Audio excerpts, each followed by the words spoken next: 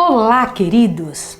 Eu sei que seu coração está assim, ó, em polvorosa. Eu sei que você deve estar pensando quanta coisa nova estamos estudando. Só que o de hoje será mais interessante e mais sério do que o estudo passado. Eu sei que isso mexe com as nossas estruturas, mas você precisa orar muito, falar muito com Deus e pedir: Senhor, me ajude a aceitar estas coisas que tua palavra diz. O Senhor Deus, quando Ele mexe, quando Ele vai lá na ferida e mexe, é para curar. Quando Ele se estabelece em ser nosso grande médico, não só do corpo, Ele também é da alma. Ele vai e mexe aonde precisa ser mudado, os nossos conceitos, aquilo que pensávamos. E estes estudos que estamos fazendo, essas histórias que estamos estudando, são para nossa salvação. Eu não posso começar sem orar com você. Hoje nós vamos começar Daniel 8. A seriedade do que estamos estudando, elas têm não só bases eternas, como também destino eterno. Tá bom? Vamos orar juntos.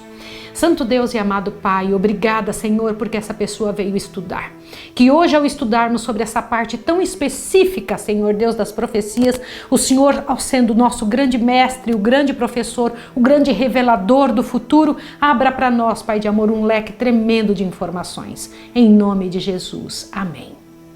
Por enquanto, estamos estudando o livro de Daniel. Daqui a pouco vamos entrar em Apocalipse. Você tem ideia do que vai acontecer? Abra sua Bíblia em Daniel 8, rapidinho você vai ver que o título é A Visão de um Carneiro e de um Bode. Antes, porém, de estudarmos isso, eu quero lembrar você sobre aquilo que estudamos lá no estudo do santuário. Você se lembra? Quais eram os animais usados no santuário? Quais eram os animais usados no dia da expiação? Lembra que era usado um carneirinho, cordeirinho todos os dias no sacrifício da manhã e no sacrifício da tarde, era levado um cordeirinho que representava Jesus. Mas no dia da expiação era usado um cordeirinho e também o que mais? O bode. Que interessante! Daniel 8 começa com a visão de um carneiro e de um bode.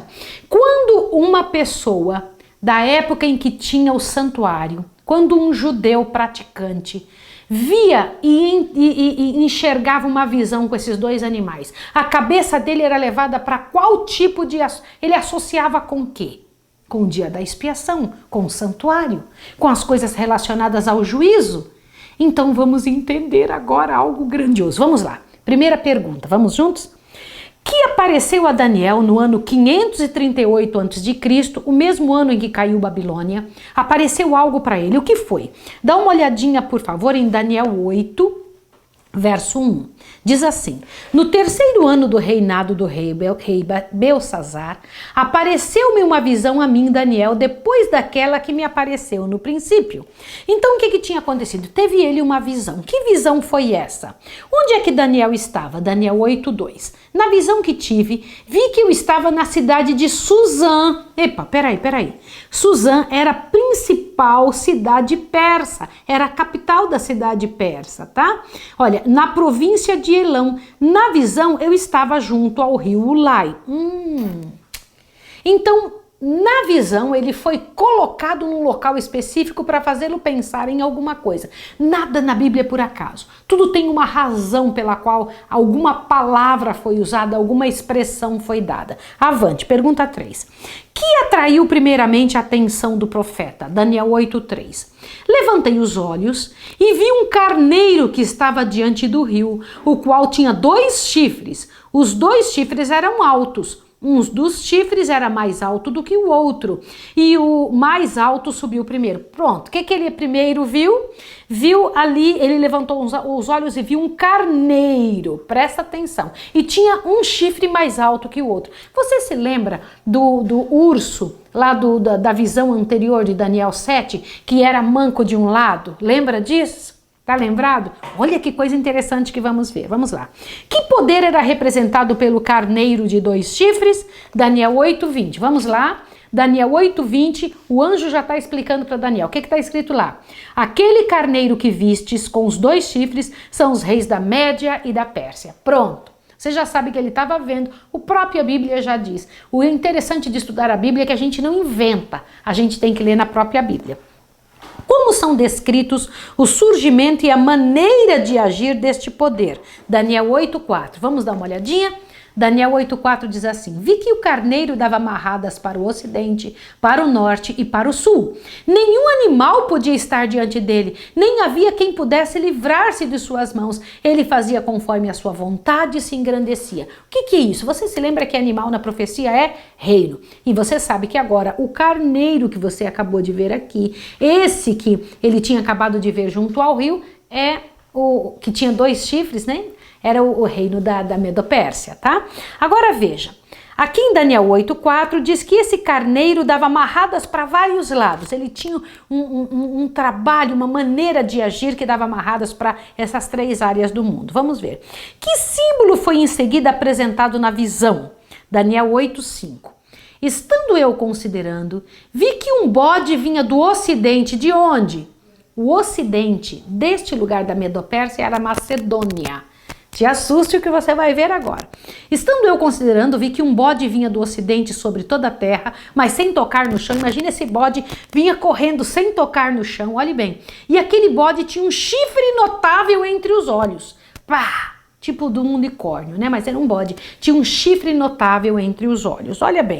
Que representava esse bode com essa ponta notável, com esse chifre notável?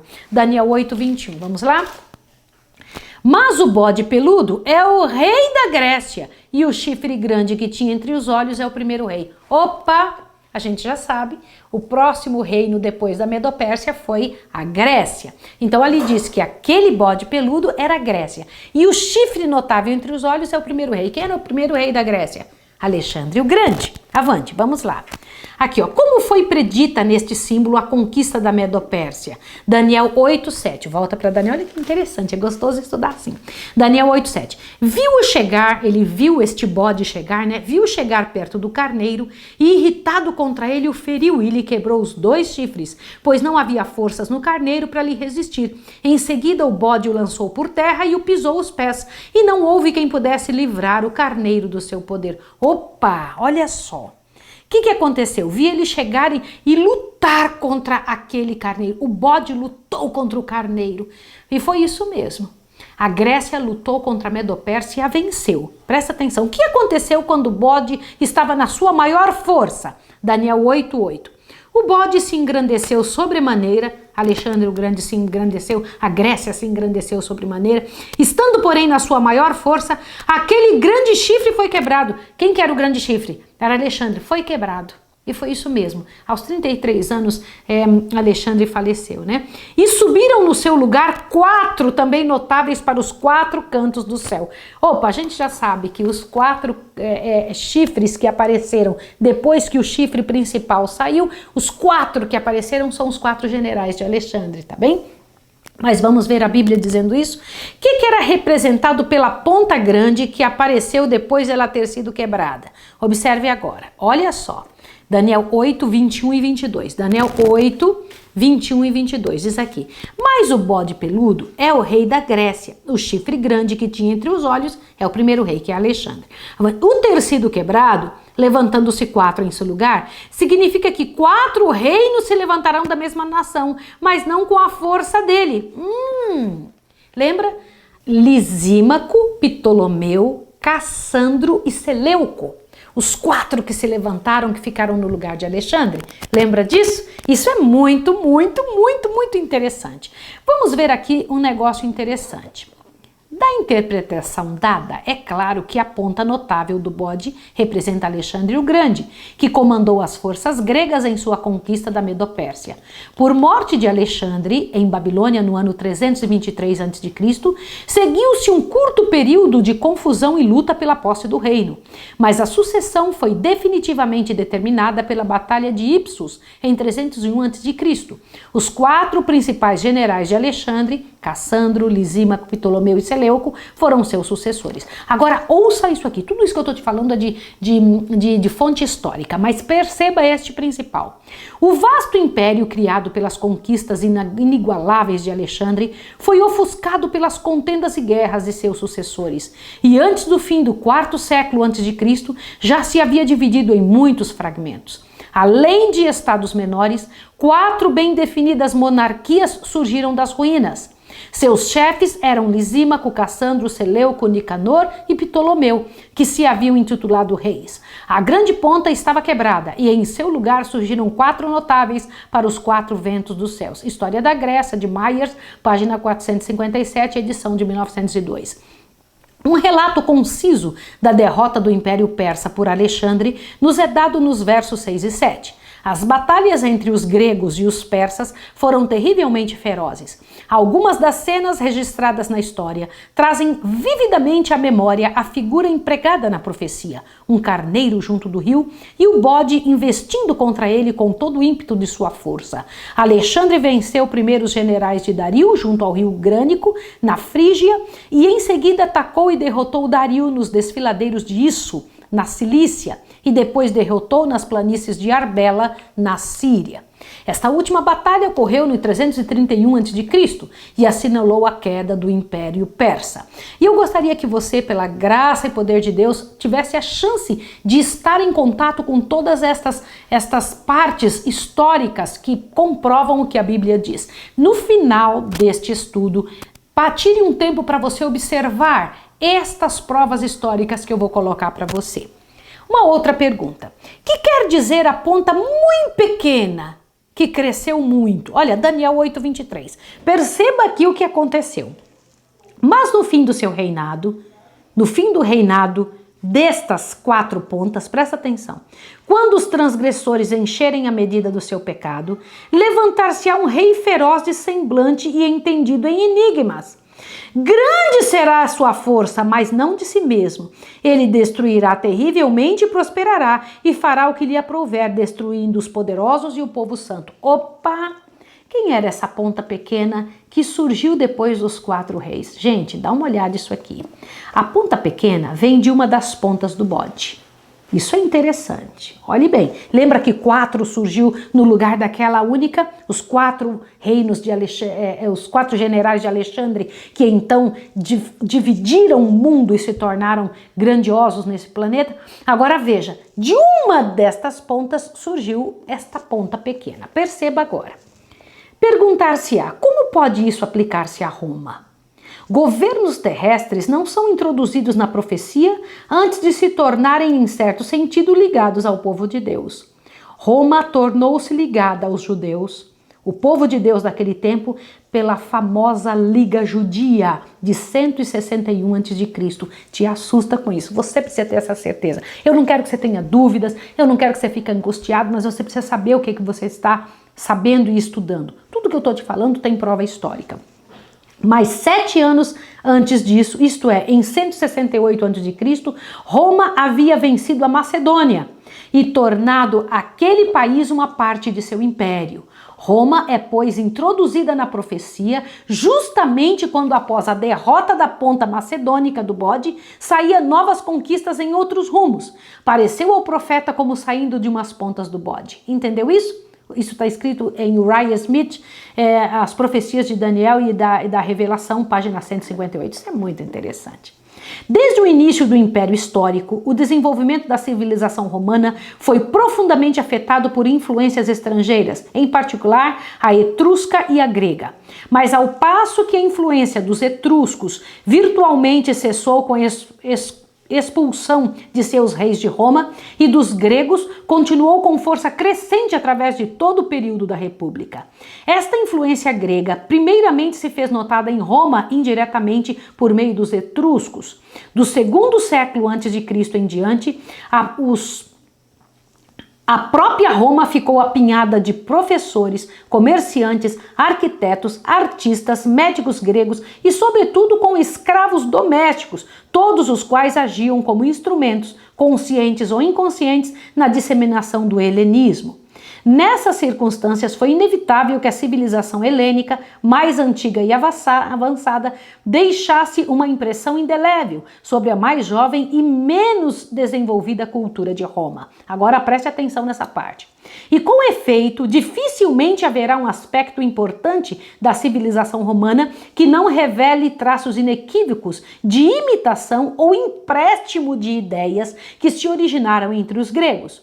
Com óbvia verdade pode dizer o poeta romano Horácio: a cativa Grécia capturou seu rude conquistador. Olha que interessante. O contato com os gregos levou à introdução de divindades gregas, e o que é de muito maior importância, a identificação dos deuses italianos nativos com os do panteão grego, como resultado de que a mitologia grega e as formas de representação artística foram assimilados em grande escala pelos romanos. Veja que aquele grande, olha que coisa séria, isso aqui é muito interessante. Quando uma cultura vai absorvendo o que a outra deixou, então ela já não é mais uma cultura pura, é uma cultura misturada. É ali uma Babilônia, mistura de tudo que é povo. Babilônia significa mistura, tá bom? Então você tem que lembrar disso. Eu sei que eu tô dando umas pinceladas aí em algumas coisas, mas você precisa pensar sobre isso. Ao contemplar o profeta Daniel a obra de perseguição efetuada pela ponta pequena de Daniel 7, o que ele viu realizar-se? Daniel 7:26, volta um pouquinho para Daniel 7:26, perceba. Mas o tribunal se assentará em juízo, ele tirará o seu domínio para destruir e para desfazer até o fim. Peraí, ele viu que enquanto essa ponta pequena se levantasse, também uma outra obra estaria acontecendo no céu, o juízo. Lembra-se disso? O juízo. Eu preciso comentar isso com você. Então, o juízo se estabeleceria. Na profecia de Daniel 7, que é uma base para entendermos Daniel 8, traça-se a história do surgimento e queda de 4 grandes reinos. A divisão do quarto, representado pelas 10 pontas, e o estabelecimento do papado sob o símbolo da ponte pequena, perante as quais 3 caíram. Quando o profeta contemplava as perseguições levadas a efeito por este poder, viu ele o ancião de dias assentar-se e começar o juízo. Em seguida ao juízo, o reino ia ser dado aos santos do Altíssimo. O 8º capítulo de Daniel recapitula concisamente a história dos reinos, prediz as perseguições ao povo escolhido, movidos por Roma pagã e Roma papal. Apresenta notável profecia sobre o santuário, localizando o princípio do juízo investigativo. Peraí. Do que é que está se falando aqui? Observe um negócio grandioso. Irmãos, você não pode esquecer disso. E eu vou te chamar de irmão, para que você entenda a seriedade. Você foi chamado para estudar sobre isso. Você foi chamado para entrar em contato com essas verdades celestes. Você não pode esquecer-se do que está estudando. Presta atenção. Foi visto em Daniel 8 um carneiro e um bode. A gente já sabe que o carneiro era o reino da Medopérsia e que o bode peludo era o reino da Grécia. Então o reino da Grécia vem e termina com esse reino, domina-os, certo? E aquele chifre especial que estava no meio da testa, entre os olhos do bode peludo, era o Alexandre o Grande. Mas quando ele caiu, quando ele falece, se levanta no lugar dele 4 outros, que são os generais de Alexandre. E de uma das pontas, que foi o que o profeta viu, sairia Roma. Veja que Roma é dividida em 2 partes, Roma imperial e Roma papal. Isso você tem que lembrar. Ela se tornou Roma papal só no ano 476 depois de Cristo. Antes era Roma imperial, mas nunca deixa de ser Roma. É isso que você pode e deve lembrar, deve manter na sua mente. Nunca deixa de ser Roma. Mas foi visto também que enquanto aquela ponta pequena, que é o papado, estivesse levantada, lá no céu, o santuário de Deus, ali na frente do Deus eterno, na frente do ancião de dias, isso estava em Daniel capítulo 7, o juízo se assentaria, os livros seriam abertos. Nós estudamos isso já. E então os reinos seriam dados a Jesus, que então seria aquela grande pedra de Daniel 2, o grande juízo tremendo, que é um juízo investigativo. O que é isso? Olhar nos livros que mostram aonde nós estamos errando, nos livros de registro no céu, nos livros que mostram os acertos, nos livros que mostram o que é que o céu está fazendo em nosso favor, nesses livros que estão registradas toda a vida das pessoas. Ali então um juízo investigativo, investigando sobre as histórias humanas. E então o céu todo se envolvendo nesta ação. Foi visto que esta ponta pequena estaria lutando contra os servos do Altíssimo. Veja o que nós vamos estudar ainda, perceba. Olha bem, em que tempo, de acordo com a profecia, deveria ser purificado o santuário? Olha que coisa interessante, Daniel 8, verso 14. Observa aqui, ó. E ele me disse, até 2.300 tardes e manhãs, e o santuário será purificado. Peraí. Vamos tentar entender isso. Aqui foi dado uma data, aqui foi dado um prazo, aqui foi dado um tempo. Aqui nesse momento não é mais uma visão de um carneiro, de um bode de reinos. Aqui é mostrado com toda clareza uma data específica. Que santuário é esse que tinha que ser purificado? E o interessante é que você tem que olhar, pegue aí a tua Bíblia, observe o que aconteceu com Daniel. Veja o verso 15. Enquanto eu, Daniel, contemplava a visão e procurava entendê-la, diante de mim se apresentou um ser semelhante a um homem. E ouvi a voz do homem entre as margens do Ulai, eu estou lendo o verso 16, a qual gritou, Gabriel, dá a entender a este a visão. Ele veio para perto de onde eu estava, e vindo ele, fiquei assombrado, e caí com o rosto em terra. Mas ele me disse, entende, filho do homem, porque esta visão se dará quando? No tempo do fim. Peraí. Se o anjo disse que essa visão era para o tempo do fim, que santuário é este no tempo do fim que seria purificado? Ó, santuário da terra não existe mais. O santuário do povo de Deus, o último que teve, o último santuário que os judeus tiveram, que o povo de Deus teve, foi destruído no ano 70 depois de Cristo. Que santuário é esse que seria purificado no final? Na terra é que não é. Nós já estudamos que tem um santuário aonde? No céu. Você se lembra que você estudou comigo que precisava de purificação e foi dada uma data, até 2.300 tardes e manhãs e o santuário será purificado. Que data é essa? Que é isso? Por que um anjo está dizendo isso para Daniel? Enquanto Daniel estava olhando todas aquelas cenas, ele vê um anjo conversando com outro anjo e dando essa data, comentando que o santuário seria purificado em 2.300 tardes e manhãs. Opa, está começando a ficar, não é só complicado, está começando a ficar interessante. Mas toda complicação Deus abre quando você sabe o texto certo para você estudar. Olha bem, a que tempo, disse o anjo, pertence a visão? No tempo do fim, Daniel 8, 17 a 19. Então não é para o início. Agora veja. Que expressões indicam que o período do tempo do versículo 14 tem também aplicação ao tempo do fim? Olha, Daniel 8, 26. Dá uma olhadinha o que diz aqui. A visão da tarde e da manhã que foi dita é verdadeira. Tu, porém, Daniel, cerra a visão, porque só daqui a muitos dias se cumprirá. Muitos dias quando? Muito tempo depois do tal do tempo do fim que Daniel estava procurando entender.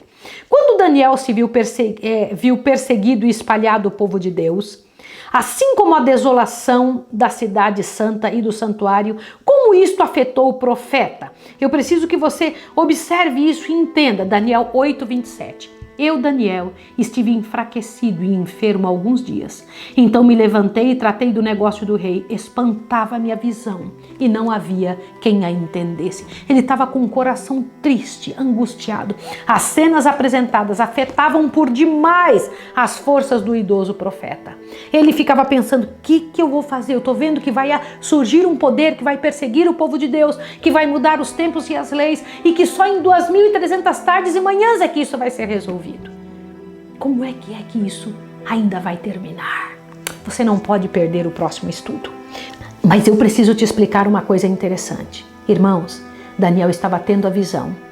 O anjo veio, e explicou em Daniel capítulo 8 com detalhes quem era o carneiro, quem era o bode, quem era os 4 chifres. Eu nunca vi um capítulo mais bem explicado pelos anjos do que Daniel 8. Mas por que Daniel fala que ele não tinha entendido a visão? Daniel 8, 27, ele diz, não entendi a visão. Se eu e você entendemos, aqui está claro, não tem dúvida. Quando você vê um carneiro, carneiro é os reis da Média e da Pérsia, o bode peludo é os reis da Grécia, vem dizendo os 4 que surgiu, são os 4 generais, que haveria outro poder que nasceria, que a gente sabe que é Roma. Mas o que foi que Daniel não entendeu? Daniel não entendeu as 2.300 tardes e manhãs. E é sobre isso que nós vamos estudar no próximo no próximo estudo, tá bom? Não se esqueça, estamos progredindo. Força e coragem, estude de novo, estude outra vez, estude mais uma vez. Não deixe de estudar, isso tem a ver com a salvação eterna. Vamos orar juntos? Querido Deus e amado Pai, glórias ao Teu nome para sempre por Sua misericordiosa bondade, por Seu cuidado, por Seu amparo, pelas coisas grandiosas que o Senhor tem feito e dado para nós. Te peço que abençoe essa pessoa e que ilumine com Teu Santo Espírito, em nome de Jesus. Amém. Deus abençoe você e até o próximo estudo.